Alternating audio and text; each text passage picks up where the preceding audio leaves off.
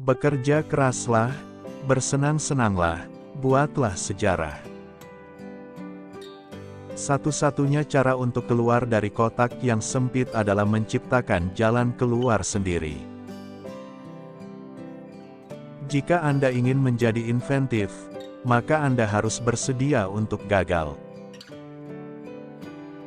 Ada dua jenis perusahaan, yaitu perusahaan yang bekerja untuk meningkatkan proses dan perusahaan yang bekerja untuk menurunkan proses. Seseorang yang banyak benar, mereka sering mengubah pikirannya seketika. Tetaplah menjaga saingan kita sibuk dengan kita, sementara kita sibuk dengan melayani pelanggan. Pelanggan terbaik adalah pelanggan yang tidak ingin menelepon Anda, tidak ingin bicara dengan Anda, berarti semuanya berjalan lancar. Bila kamu tidak keras kepala, kamu akan terlalu cepat menyerah dalam eksperimen. Dan jika kamu tidak fleksibel, kamu akan memukulkan kepalamu ke tembok dan tidak akan melihat solusi dari masalah yang coba kamu selesaikan.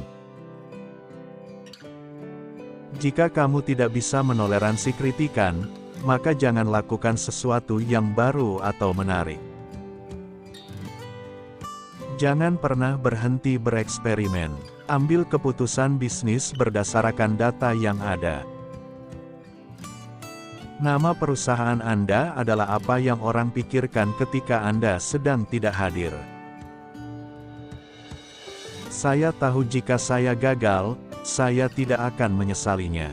Tetapi saya tahu satu hal yang mungkin saya sesali adalah tidak mencobanya. Sebuah perusahaan seharusnya tidak terobsesi untuk menjadi bersinar, karena bersinar tidak akan selamanya. Jika Anda tidak paham detail dari bisnis Anda, maka pasti Anda akan gagal. Pengusaha perlu bersikap realistis, jadi, ketika Anda menulis rencana bisnis Anda, jika sejak awal Anda percaya bahwa ada kemungkinan 70% rencana Anda gagal, hal itu akan meringankan beban Anda.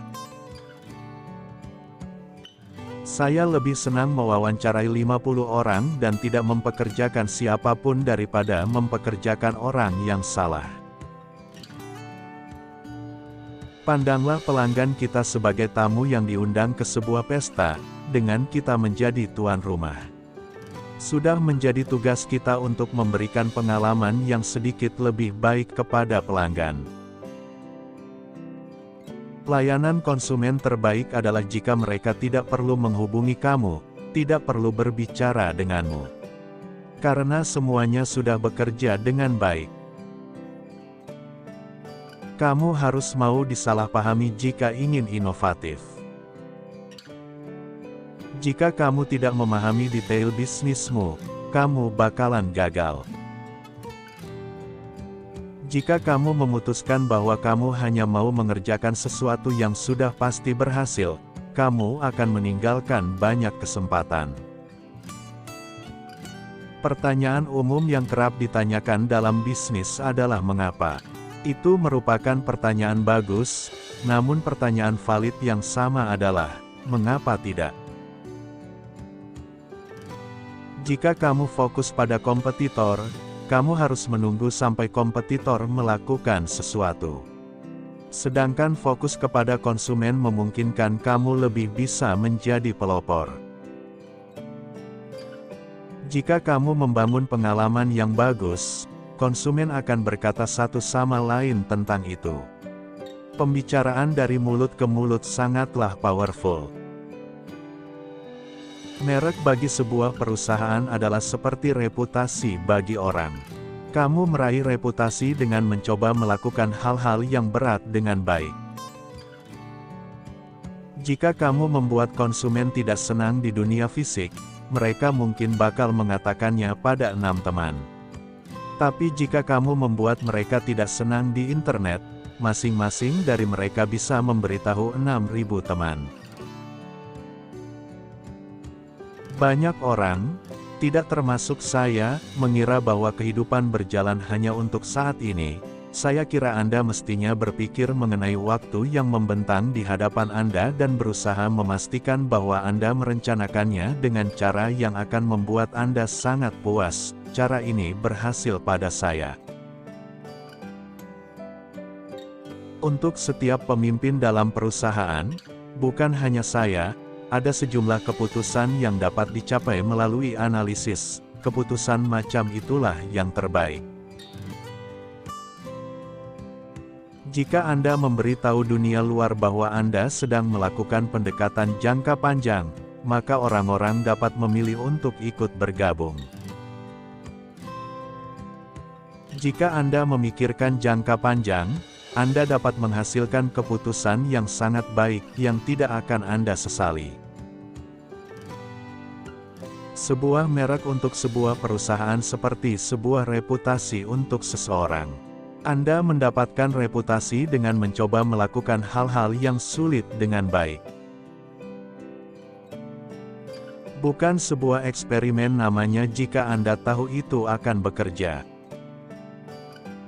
Hal lain yang saya rekomendasikan kepada orang-orang adalah untuk selalu berpikir jangka panjang. Saya kira hal ini banyak mengundang kontroversi.